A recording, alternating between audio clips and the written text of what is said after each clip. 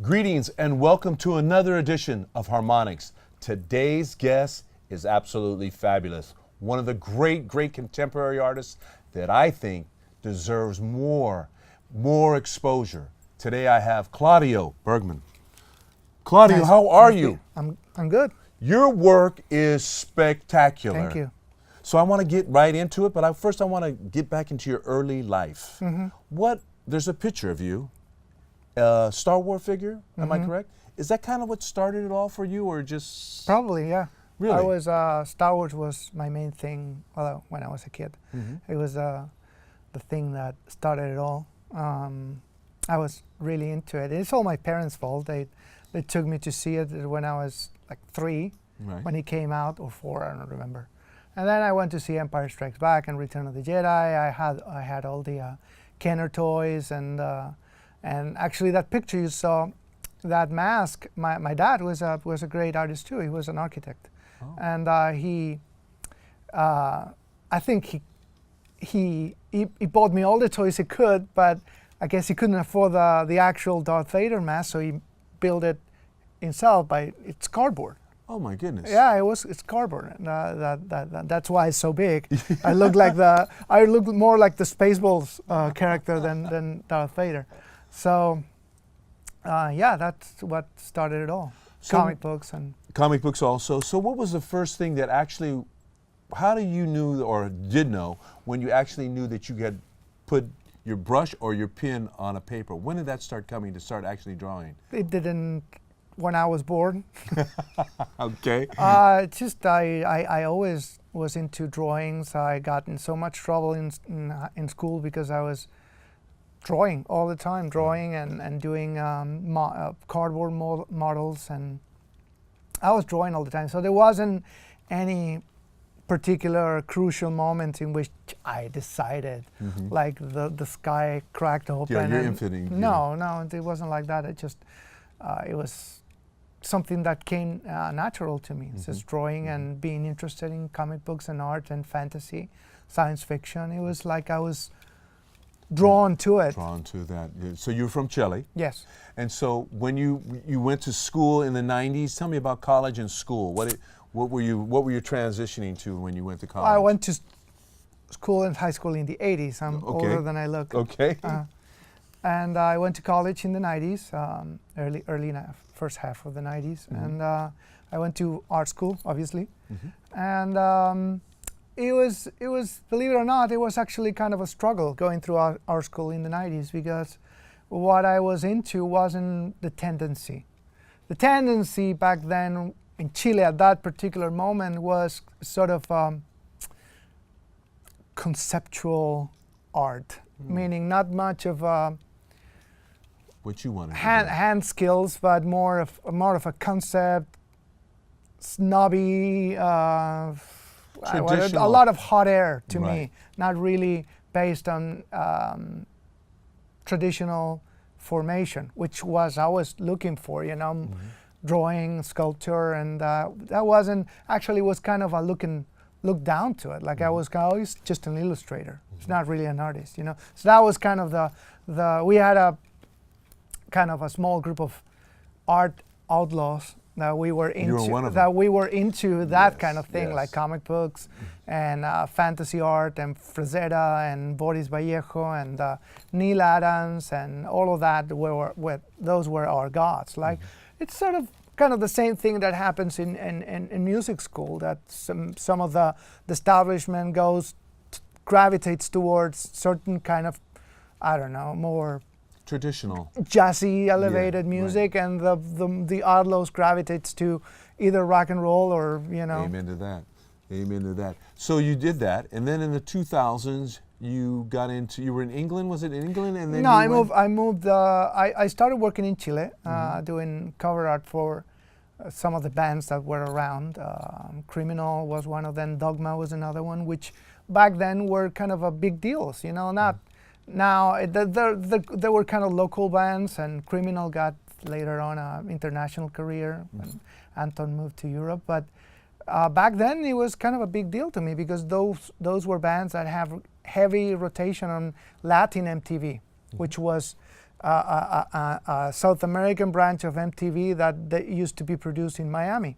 Oh, you know? interesting. Yeah, the producer was a friend of mine, and we later became friends. Right. You know, and so it was kind of a big deal. And that's one of the kind of got me some notoriety locally, and then I moved to Italy to work as a photographer. That's where you 2003, yeah. Were you still, what kind of work were you doing? You doing just for magazines or just yourself, or what was your You mean in general Italy? idea? Yes. I was a hired hand. I was working on with a very famous photographer in Italy. He was doing nothing at all related to what I was into. It was fun, and it elevated my kind of a professional skills because it was very demanding. It was kind of a gourmet and travel photography.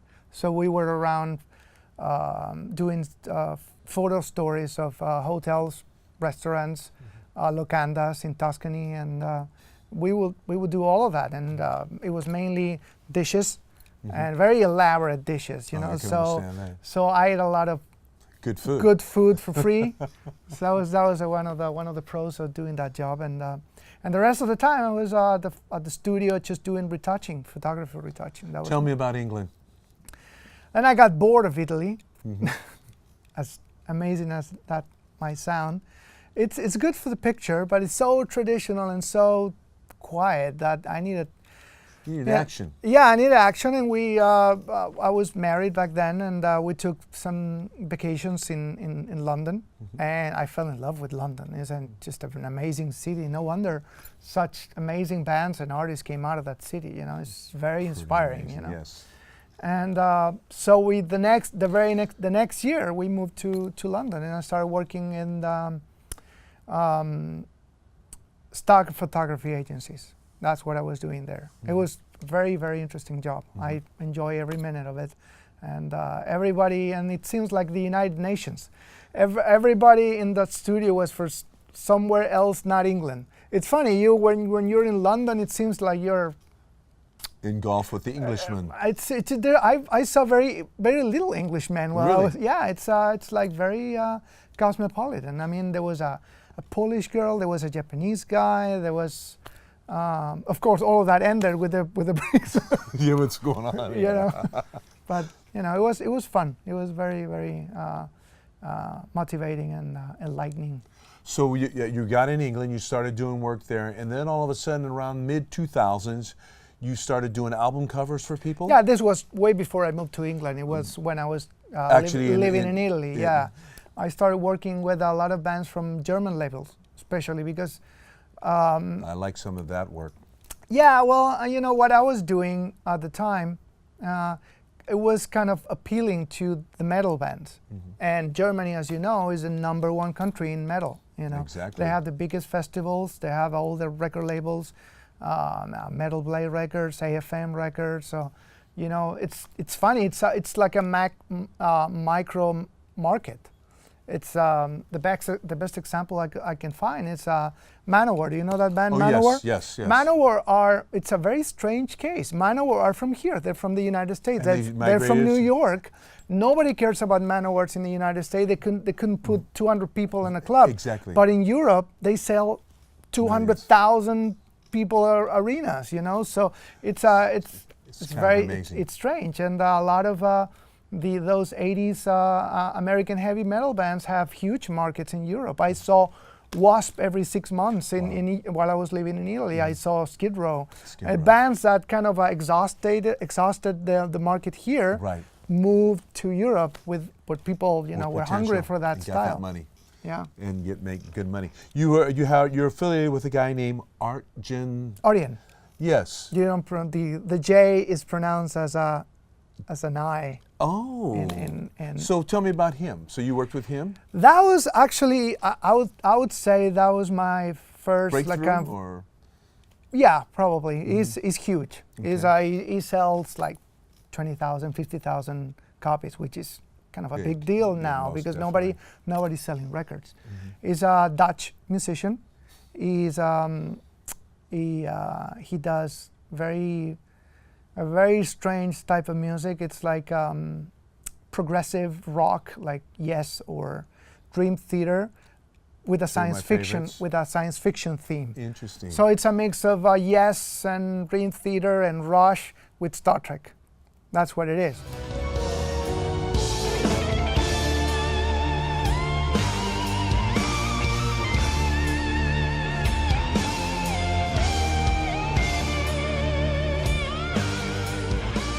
So you could be the captain. I could see you. yeah, well, actually, while we were working on that album, he used to call me number one. Oh. I thought he was kind of delusional, thinking he was Captain Picard. So, so we had a great time. Yeah, Arian is a great guy. He's like I think he's like 7 feet tall. He's so tall that his head looked like very small, like up in the clouds. Right. So Oh, funny. Dutch guys are Big. insanely tall. Yeah. Yes. So we did the whole album through Skype because I was living in Chile at the time. So it came out. It sold really well and kind of got me a lot of other. Thanks to him, I got a lot more work with other bands. You know. Wow. That's wild. That's great. Battle Beast. But I got that job thanks to I think one of the guys in the band saw the Arian Lucasen cover and liked it and said, you have a kind of an old school style, we want that, we want a cover that looks like made in the 80s, like Iron Maiden or Judas Priest. So that's what, started it all. So, and Battle Beast, they weren't as well known when I started working with them in 2012, but now they're huge. Actually, they're playing the Regency Ballroom in May. It's coming over to San with Francisco. Sabaton, yeah.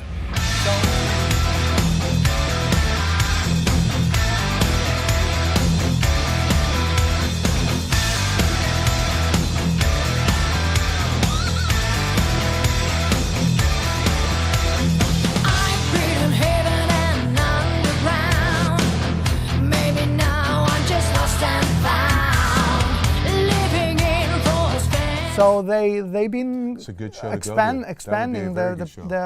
for the past couple of years. So I wanted to ask you something just about your technique. How do you do the colors that you do and the clarity? It's just magnificent. How do you get that shade, all that beautiful lighting, and it's pretty amazing. Well, and it's very detailed.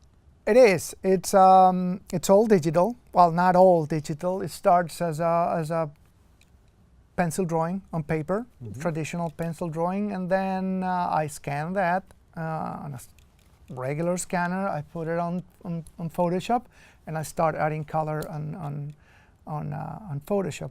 Now, there's couple of advantages on this. Well, the disadvantage is that there is no original. There is no canvas, right? It's just a drawing on paper. The advantages are that I can change my mind several times. Erase, because everything is in layers, so I can move stuff, change positions. If I'm not comfortable with a certain composition, I can move a tree to the left a little bit. If I'm not comfortable with the colors, I can change the colors. If I don't like a character, I can erase it, put something else, and that's the advantage. You can change your mind, you can improve it. And the other advantage is way faster than doing on canvas.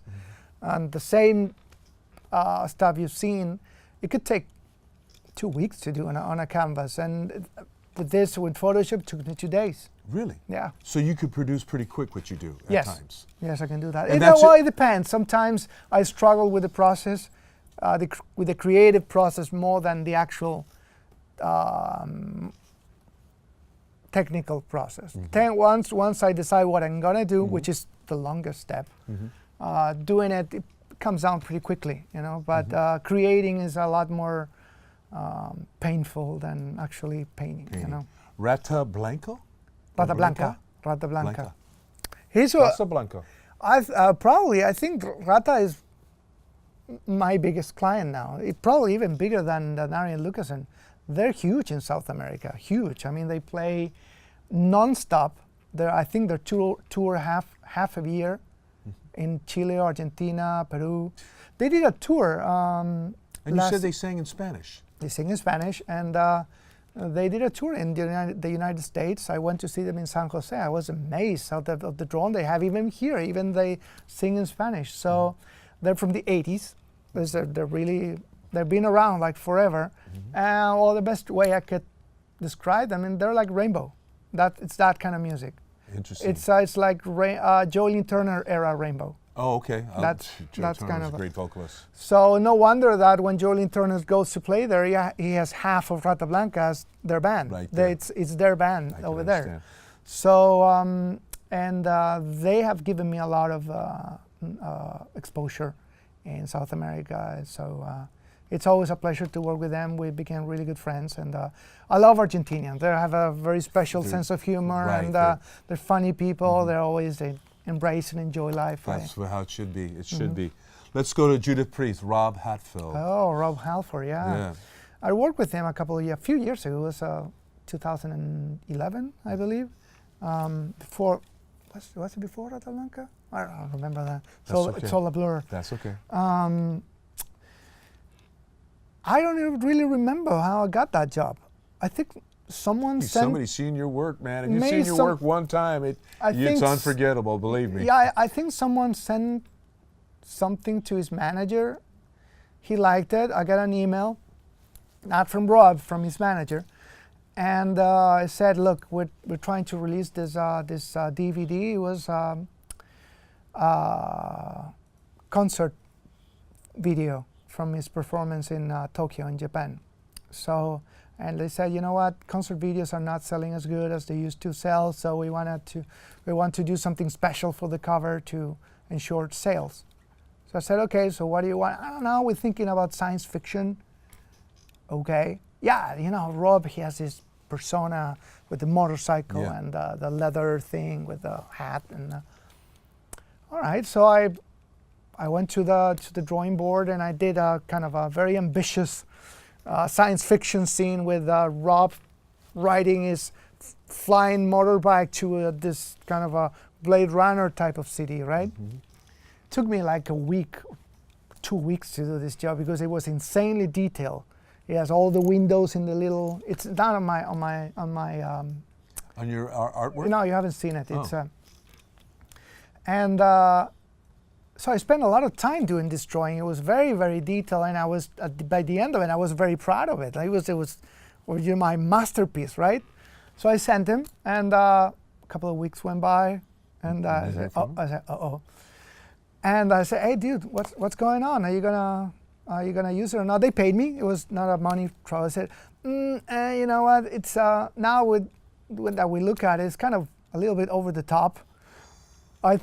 I was thinking just something, like a background with a wall and maybe a window, but you did like a whole movie, And so, yeah, you know what? We're not going to use it, but we really want you to do a second version.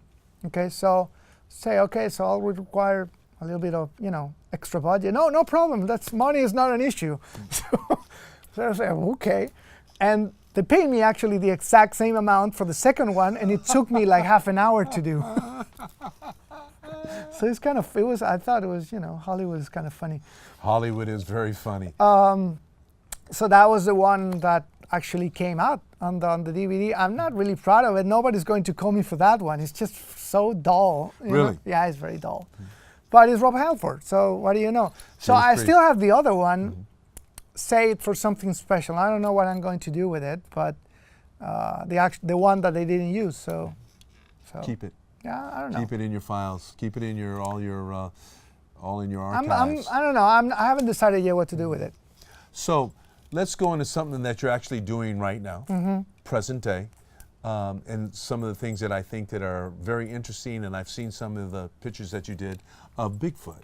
You're really into Bigfoot, and there's another subject that we're going to get into too. So tell me about Bigfoot and how you got into that. I've always been into paranormal and the high strangeness, and I've been a faithful listener to Coast AM for many, many years. Even when I was living in Italy, that we don't have American radio over there, I was still managed to download the shows and listen to, Art Bell.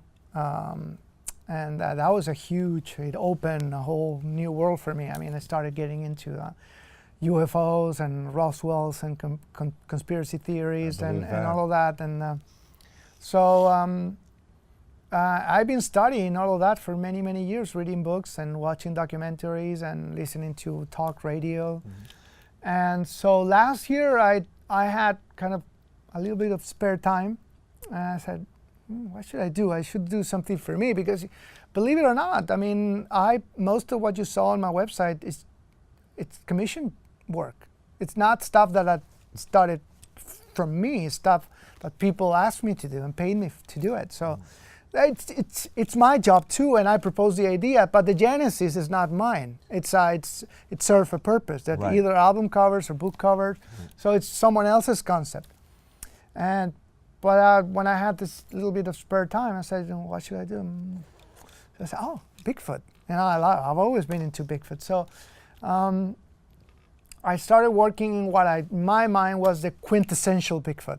I wanted to see it up from the shot everybody wants to see, because it's always behind a tree or behind a branch. Nobody has seen it, except for the Patterson-Gimlin film, that famous. That little one he's walking across in the forest. Right, yeah, that's it. It's the only one that actually shows the actual creature walking, moving, and So I started doing the American, what is called the American Northwest Sasquatch, which is northern California, Bluff Creek, Oregon, and that area. Oregon, right? And so a lot of pine trees and a very warm summer.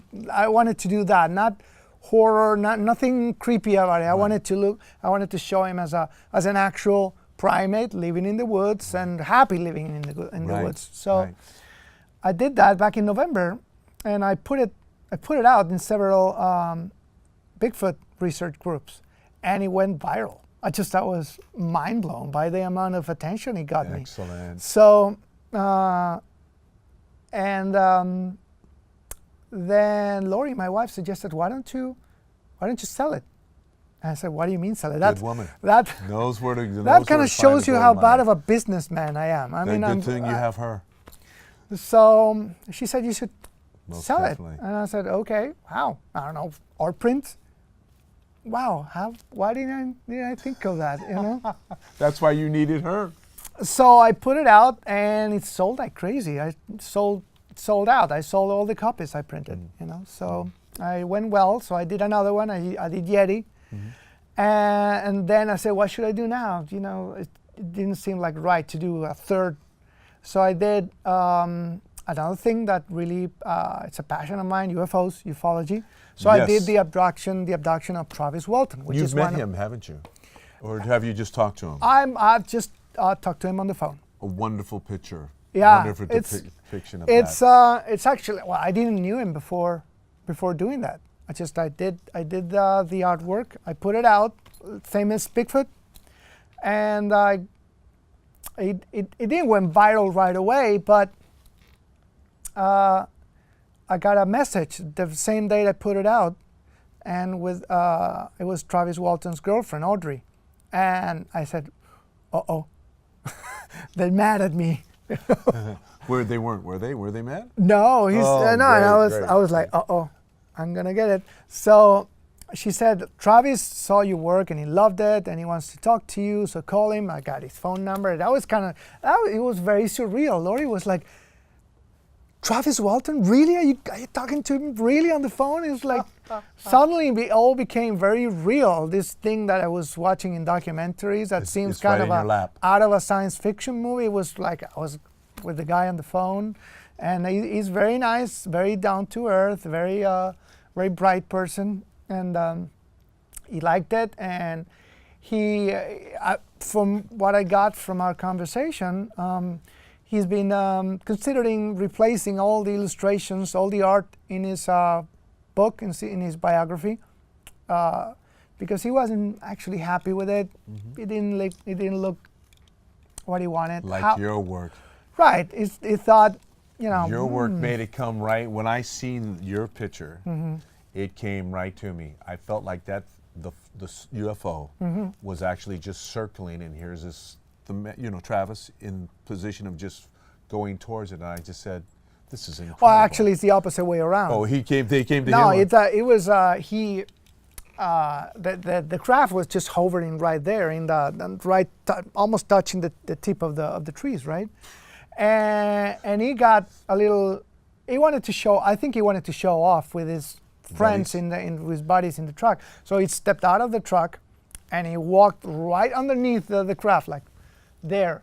And the minute he got closer, it started vibrating, and it started spinning, and all the other guys, something is going to happen, and he shoot a beam that hit him in the chest, and he made him flew like 20 feet in the air, and he landed on the ground, unconscious, and the other guys thought he was dead, and they fled the scene. And when they come back, he wasn't there, and it was gone for 5 days.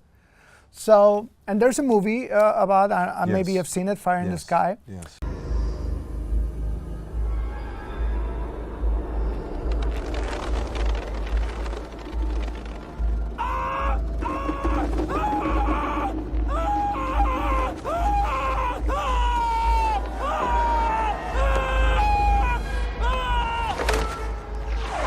But they put a lot of fantasy into it. Actually, everything that you see while he's in the craft, it's just science fiction. That's not what happened.